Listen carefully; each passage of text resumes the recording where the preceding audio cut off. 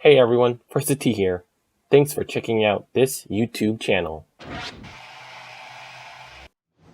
Okay, we'd like to welcome the 2022 champion of the Arnold Palmer Invitational presented by MasterCard, Scottie Scheffler. Scottie, what a show that was out there. What a battle it was. If we can just get some thoughts on what's going through getting your second victory in your last 3 starts on the PGA Tour. Yeah, feels great to be able to win here. To be completely honest with you, right now I'm exhausted.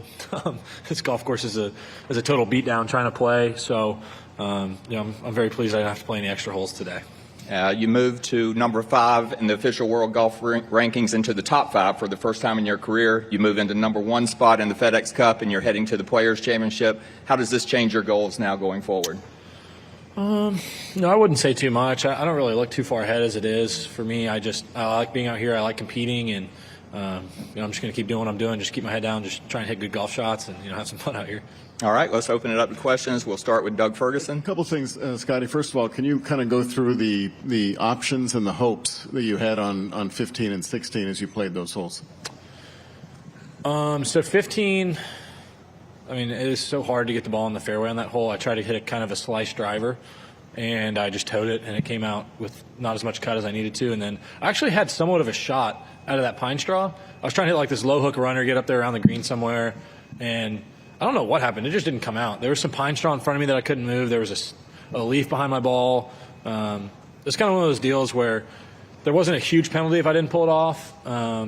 I didn't think I was going to hit it 30 yards, though. I thought I'd hit it at least through the fairway. But, to have that putt going for par was huge. And then 16, my ball ended up in a weird place off the tee. I didn't hit a great drive, but I didn't hit it that bad. It was a pretty big penalty for not that bad of a shot. And then I was just trying to get it back out and play with a pitching wedge, I think. And the way it was sitting in there kind of in the sand with my stance, I don't even know if I chunked it, to be honest with you. I was just trying to swing hard and hit the ball. And the way it was sitting so deep, it may have just been in a hole. I may have not been able to make contact. And then the next one, Teddy and I are kind of sitting there, and I maybe could have gotten the next one on the green, but it wasn't really worth the risk because the ball was just going to go over anyways, most likely. And, we decided that a wedge into that green would kind of guarantee me a 10-footer for par at the worst. And, I hit a nice layup shot and, a really, really good wedge and then a great putt. And then you want 17, 18 too? Those were pretty big, but, you just had to putt it. You had to putt it really good, it looks like. Yeah. Those lag putts at the end were pretty tough. It's not really a comfortable position having to hit it to 50 feet and try and 2-putt with the lead, but, I just trusted myself and, played conservative the last 2 holes, and, pars were good enough. Were those 2-putt pars, were they just as difficult pars as the 2 previous ones?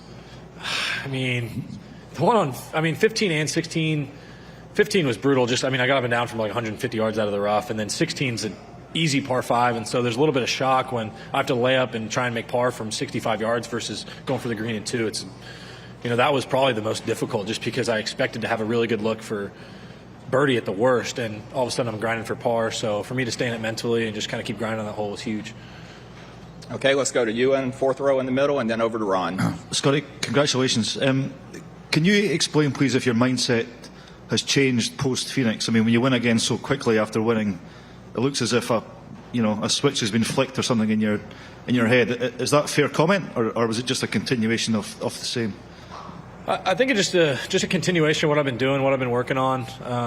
I put a lot of work in at home, on my game and then in the gym, and so my body feels great, and I've been able to play some good golf, and I've been hitting it really nicely, and I've just made little improvements over the years, and I'm starting to see them pay off a little bit, which is really awesome. Okay, let's go to Ron. Could you speak to just how difficult it was out there? I think 6 guys shot 80 or higher, only 2 guys broke 70. Did you feel like you were just skating on thin ice the whole day? Yeah. Par is a pretty good score on every hole out here that I can really think of. Never upset with a par, and I thought today, after the way yesterday went, I thought they'd take it a little bit easier on the golf course, but the setup was harder today than it was yesterday, which surprised me a little bit. So I kind of went into today thinking I need to shoot maybe a couple under, and it turns out even was good enough. And it's the way the greens are. Making putts out here is so hard. There's not a lot of friction on the greens, and with the way the wind is blowing, any little bit of a gust has such an extreme effect on the golf ball. It's so difficult. All right, let's go to Brentley in the middle, and then Mark and Michael. Scottie, you're always so humble when asked to talk about, winning or confidence or anything like that. But was there a moment out there today where you really drew back upon Phoenix or some of the other successes you had?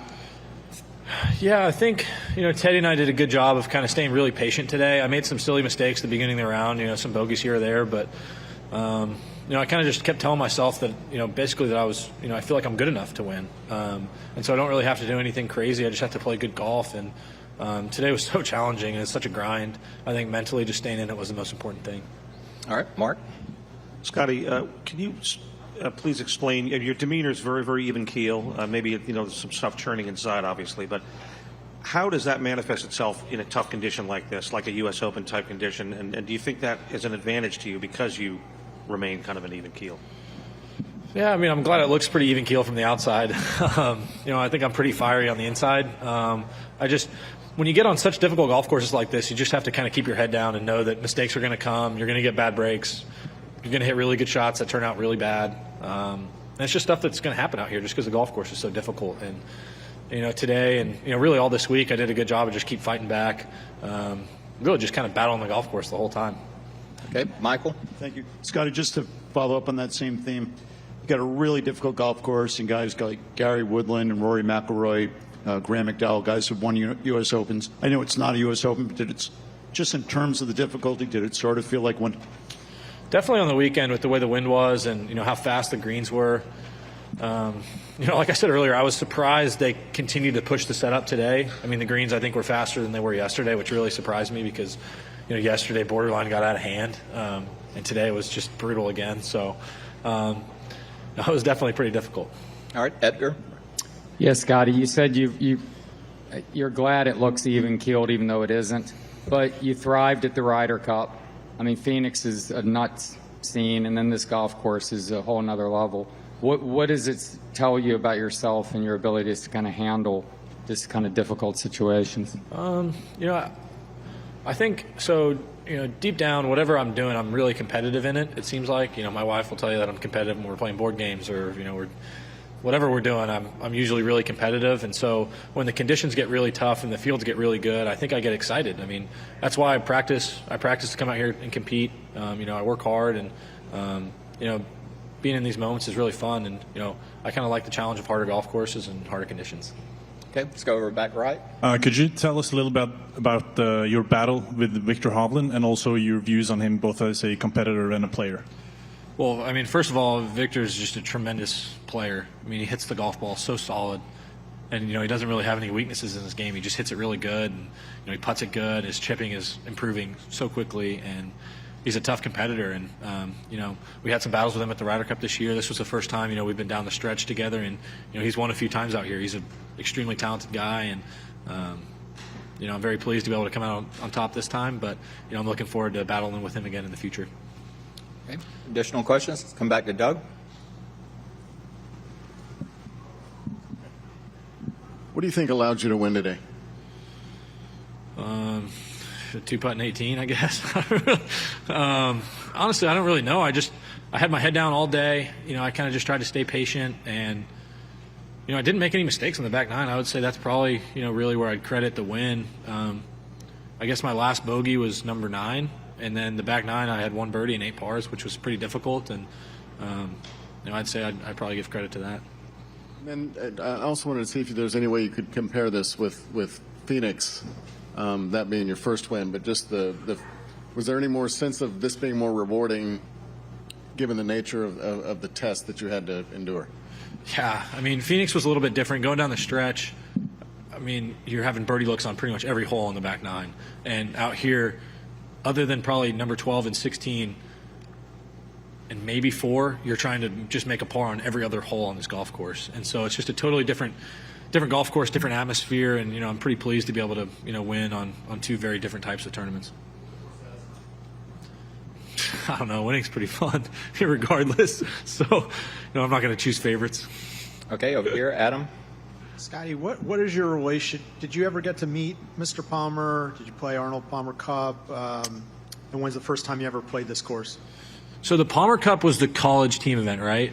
I never got to play in the Palmer Cup, sadly. I think the only opportunity I had when I actually made the team was my senior year. And I had an opportunity to play in Memphis like my first week as a pro, and so I had to take that versus playing the Palmer Cup. And I would have loved to have done it. I think I met him a couple times when I was younger, but I didn't really get to spend too much time with him.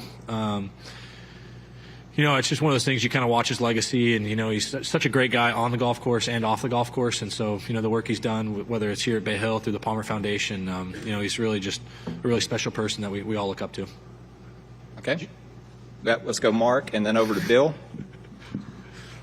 Hey, Scottie. In what ways did your sisters and your parents kind of shape you and your personality? If you look back on it now. So my mom worked when I was a kid, and my dad stayed home with me and my sisters. So I would say, a lot of my personality probably comes from my dad. My dad is fiercely competitive like I am. My parents, they made a lot of sacrifices to put me in a position where, I'm able to do this for a living. And, they made a lot of sacrifices when I was a kid, and my sisters as well. They've seen a lot of golf tournaments in their lifetime, probably, a lot more than they've wanted to. And, I'm very grateful for, the sacrifices they made, and, obviously had such a huge impact on my life. And your grandma's here. She seems to be a star. She is. Grandma is 86. 87, golly. 87 next week. Okay. Did you walk? How many holes did you walk today? All 18. So good genes. Let's give Grandma a round of applause. All 18 holes. So first win, it was really special just having me and Meredith there. Meredith obviously knows me better than anybody, being my wife, and she knows how hard it is when I don't win. And so being able to celebrate a win is pretty special. And then to have my parents here for this one is extremely cool, with all the sacrifices they made growing up. And I'm just really pleased. All right, we'll take a few more. Let's go, Bill. You joked about the 2-putt on 18, but there was a lot of people struggling with putts of that length. How did you feel as you approached that one? The third stroke. So both the 2-putts on 17 and 18 were pretty difficult. With the way the wind is, if I get a gust, it could be from that length, an 8-foot difference probably on where the putt ends up. Fortunately, 18's kind of sheltered. The wind was across, and so when I hit my putt, I didn't think the wind was blowing very hard, so I didn't have to worry about it. But 17, it was whipping pretty good when I hit my putt. And so just a lot of feel. I was fortunate to just lag them up so close. And, the one on 17 actually hopped like 3-4 inches in the air halfway, or else that one may have gone in. I don't really know. I was just happy to see it kind of be a few inches short, but I was glad to get out of there with a couple 2-putts. Okay. Anything else? Okay, we'll finish up with Doug. I was told to ask you about the sweater. Do you like it? Yeah, it's pretty warm. It's a little hot outside. It's pretty warm, but it fits nice. It's pretty cozy. It feels good. When you mentioned Meredith a minute ago, it just made me wonder. Do you take things home from the course very well? And on those lines, how soon do you move on to the next one? As much as you're an in the moment kind of guy. I've gotten significantly better over the years at handling failure. I don't place my value in golf.